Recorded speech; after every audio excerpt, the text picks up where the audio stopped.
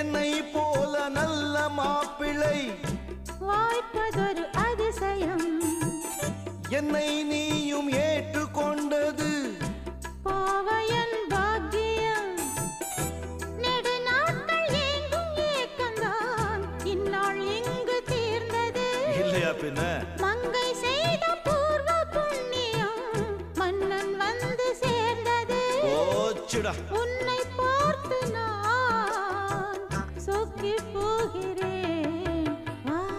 கட்டபொம்மன் பேரா கட்டிக்கொள்ளு ஜோரா. அடிக்குது குளிரு என்ன மடக்குது தளிரு.